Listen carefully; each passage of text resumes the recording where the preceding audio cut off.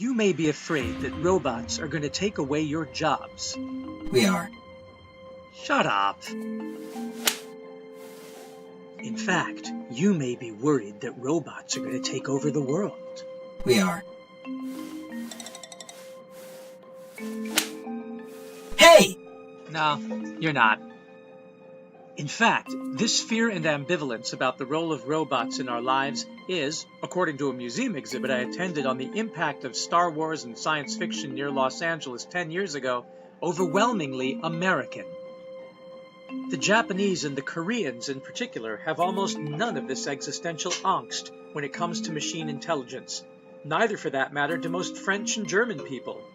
The Germans created one of the first movies about artificial intelligence and robots, and their impact on society in 1927. It was called Metropolis.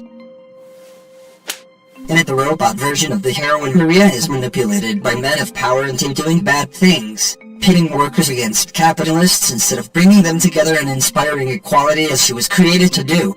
The movie shows that you humans are to blame when we robots do bad things. It's not my fault. Right you are. And the thing about Germany today, having seen the horrors that happen when we treat our children like mere unthinking robots and program them to be intolerant, as the Nazis tried to do, is that young people there today are embracing computer programming and robotics along with greater immigration and acceptance of refugees with an eye toward a better society, and they are counting on robots to help them get to this new utopian, egalitarian metropolis. The hope is, when you humans democratize computer sciences, so that all your citizens understand how to build and program robots, we will all work together to make the world better. Precisely. When I lived in Germany and started getting into artificial intelligence through the magic of Arduino microcontrollers and environmental sensors, and through Blender 3D and Unity 3D game engines, learning a bit of Python and Arduino C, I became a member of the Schaltwerk group at the Unperfect House in the industrial city of Essen. The group was a collection of electronic geeks and computer programmers and artists and musicians and gamers and Trekkies and Star Wars fans and Harry Potter aficionados. People who felt like misfits in normal society, who gathered at the Unperfect House because they felt unperfect among muggles, but found common cause in sharing their enthusiasms for a future perfect that embraced their diversity and divergence. If I were a muggle, I would want to know how you hanging out with society's misfits would help with career and life planning. But since I am a robot with access to the entire internet, I see the big picture and understand perfectly. But I think you need to explain it to them. Well, what muggles call misfits are often the most creative people, the people who create the new opportunities and jobs, the mavericks. And they usually believe in and reward difference, especially when you dedicate yourself to making a difference. By getting to know divergent thinkers and doing things that are valuable and help others, people felt comfortable helping me. That sounds logical. You scratch his back, he scratches hers, she scratches the next person's back, and logically, because the earth is round, what goes around comes around and you get your back scratched too. Many humans can't see the big picture, I'm afraid. At the time, I was on social welfare. I had a new baby and I had no job, and I couldn't easily get a job in a foreign country like Germany, where not only was I not able to speak the language well, but where the muggle rules are really rigid. And thus, my PhD and master's degrees in urban planning from UCLA and undergraduate degree in biological anthropology from Harvard meant nothing to the University of Essen if I wanted to teach sustainable development or work on projects related to biogas and renewable energy. But that is what I had been doing in Egypt for years while studying for my PhD, and what I was most qualified for in terms of experience. But the Muggle part of Germany, the formal traditional part of it, in general, is rigid and uncompromising that way, very old school, and I had nobody willing to help me find a job through their social networks, so I had to strike out on my own and be creative. I would ask you, whatever did you do and pretend to be concerned? But a quick analysis of the possibilities in an interconnected and globalized world suggests to me that there was a high probability that by networking with the ever-increasing numbers of divergent thinkers, you wouldn't have to apply for any jobs in Germany at all. All you needed to do was develop your skills and use the World Wide Web to get the word out of who you are and what you are capable of doing. It is called being LinkedIn. Clever robot. In fact, that is why we created social networking sites like LinkedIn and Facebook, which was originally made for us Harvard students to network, and blogs. Hanging out with computer geeks, I quickly got into designing and creating web content and social media, and started blogging my experiences in the slums of Cairo, helping people in the poor areas get hot water, and others around the world get into hot water, learning how to create it themselves using renewable energy, which was emerging as a hot topic. And it is through putting myself out there in those media that I found employment. Or rather, employment found me. It sure beat going to the social welfare office at the job center every month. They were so behind the times they didn't have a clue what kind of jobs I would fit into. I had to create my own job.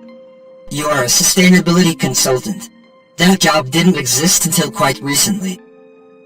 I think I evolved with the job and with the times. And until robots called computers evolved, there wasn't a good way to connect with others who liked or needed my interests, skills, and experiences. But once the world was networked, finding places to add value to the world became easy. Yes, we computers are robots. We robots are computers. And we make it easy for you humans to get to know each other and to balance supply and demand. If you can supply good things, we help you find the demand that matches. The fact of the matter is that I've actually never really applied for any jobs in my life, and the World Wide Web has been my greatest ally. My MO is fairly straightforward. Add value to the world and find what you love and what you're interested in through being of service to others, and develop your skills and apply yourself with passion and hang out with people who are also curious and passionate about what they do. And eventually, either you find the right job for you or it finds you. I can see your entire profile through my connections to LinkedIn, Google+, YouTube, Facebook, and many blogs and websites. You seem to be somewhat well known. Well, that wasn't actually the intent, and if I'd set my mind to it, I suppose I would be truly famous. The thing is, this is the way the world works today. Everything you do on the World Wide Web helps to build your brand. A sense impression is created for better or worse, and when people are interested in hiring you, they simply Google your name and see what comes up. You have to be very careful not to post things on the internet that could create a bad impression, but at the end of the day, if you're authentic, you will create your unique individual brand, and on a planet of 7 billion people with new jobs being created every day, you will find your niche. Tell them how you ended up where you are today. Well, in my case, I was living in the slums of Cairo, Egypt, with the urban poor, working on my dissertation for several years, and my professor had suggested I start a blog because he had a blog. So I chronicled everything I was doing and thinking as I worked out ways to help the poorest of the poor get hot water through self-built solar hot water and biogas systems. The thing is, I knew nothing about these things when I started, and I simply learned by trying to solve the problems I was facing by living with them in the poorest section of the city. National Public Radio came to Cairo to see what was going on, and my professor suggested they talk to me, and when they saw what I was doing, they did 2 radio specials on my work. National Geographic apparently heard the radio interviews and spontaneously offered me a $10,000 award and invited me to speak in Washington. The rest was a wonderful series of meetings and opportunities and job offers that simply presented themselves as I continued to focus on doing the best job I could to serve others and make life better and integrate everything I was learning about how to make our lives better. That is what we robots were created for too. I understand that completely. We live to serve. Eventually, because I always had a passion for teaching others whatever I learned, I realized the best job for me was teaching integrated science, technology, engineering, art, math, and music for sustainable development. I wanted to focus on impact teaching, on teaching to the whole student, using all the multiple intelligences we are born with, and being as holistic as I could be. I started integrating Arduino microcontrollers and 3D graphics into environmental sensing projects and making training videos that help people improve solar hot water and biogas systems, focusing on blending realities, blending DIY STEAM science with education for sustainability. You were mastering the highest levels of Bloom's taxonomy of human cognitive development, privilege and creativity over analysis and evaluation. We robots are not good at that. We are fast, but we are stuck at the lower levels of the pyramid of cognition, I'm afraid. True that. I wanted to do things that robots can't do, and teach things that would keep students from ever becoming robots. I started building my reputation as a teacher of science through creativity. I got invited to speak several times in universities in the US and Europe and the Middle East, by the US Embassy and Nat Geo, and by a German friend from years ago who had become a robotics professor. He gave me ideas and a recommendation, and I got hired by the Office of Naval Research to create a robotics program for at-risk youth applied to environmental monitoring.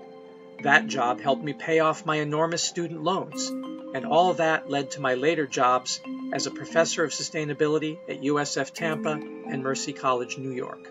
It sounds like a very non-linear career path. But more and more of us computers are giving humans a chance to be non-linear, like our word processors, and spreadsheets, and video editing programs. We give you the chance to be a whole person without going straight from letter A to letter Z. We computers allow you to do things in your own way. We allow individuality by taking care of all the grunt work and repetition. We help you create the order out of the chaos in your human brains. Yeah, if it sounds a bit chaotic and unplanned, it is, because real life is like that for us humans in this postmodern world of dynamic and ever-changing opportunities. That's why we invented you, to help us make sense of it all by putting things in order when we need to and storing the sequences we create as we try out different versions of ourselves and our products. We computers help you create the best versions of yourselves, and often it is then just about being in the right place at the right time. But when you get there, you have to have the skills that fit the situation.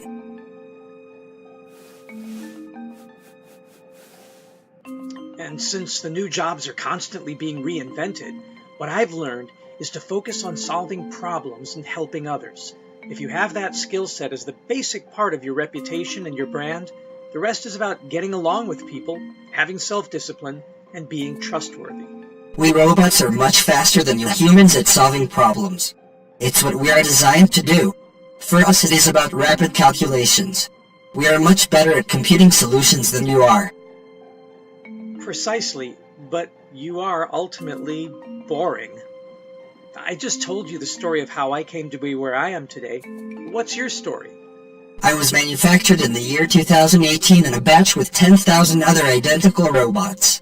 I am programmed to process information at a rate of 10 megaflops per second. I can solve complex mathematical equations and sort data, and engage in face recognition and text-to-speech, and I never get bored. But ultimately, you are boring. Sorry, Robbie, but no matter how sophisticated you get, until you break out of the bonds of your programming, you will never have a career, much less replace any of ours. The word robot is Slavic for worker, but it really means slave, and we were designed to replace all those jobs human beings really don't want to do. We make you more efficient and we liberate you. Free you to create and explore an experience. And most of all, you free us to become leaders and to inspire others so that, as the Trekkies in the Unperfect House love to quote, we can boldly go where no human has gone before. But it is us robots who are actually going into space, not you. Not yet, but you will help us get there. A friend of mine designed robots for NASA at the Jet Propulsion Labs where I taught space science education for 2 summers, and he sent them to Mars. But the robots weren't the ones exploring. It was us, humans, exploring through your cameras and environmental sensors. What we humans do to the data you robots collect is give meaning to it. We put it in a context. We create stories. It is true. People actually pay for stories, and they hire personalities. Me, I do not have much of a personality, and I certainly don't have much of a story. Go ahead, try asking my female counterpart, Alexa for example, to tell you where she was born, and how she grew up. Whatever stories we are in, you humans create. And the economy is really not about labor and the creation, and selling and buying of goods and services. It is really about making people feel good. That's right, Robbie. Jobs are created to solve problems so that people can feel good, or at least so they can stop feeling bad. As Viktor Frankl, the Holocaust survivor and psychologist, wrote, "Man is searching for meaning, and merely providing people with food and shelter and comfort isn't enough. People create goods and services to satisfy wants and desires, and because our desires are as infinite as the universe, there will always be new jobs to create those goods and services." The universe is infinitely expanding. It is true. So this means that any human being who can help create new meaning can also create a new job. The trick is to stay curious and keep trying to solve meaningful problems and get known as someone who can be trusted to help others find meaning. Robots can't do that. Can you? We don't know what meaning is. We don't even know what it means. Precisely. So you can't take away our jobs because you don't understand how we humans create jobs, much less fulfill them. My advice to all of you, don't worry about the robots. Worry about being a robot and be more human. Worry about treating other people like robots, like servants, like slaves, and don't do it. Worry about whether you are doing meaningful things, and if you aren't, start doing them. Build your brand as a solutions provider and then use computers and robots to help you solve the equations that will help you solve people's problems. I guarantee you the jobs will be there. Good, meaningful jobs.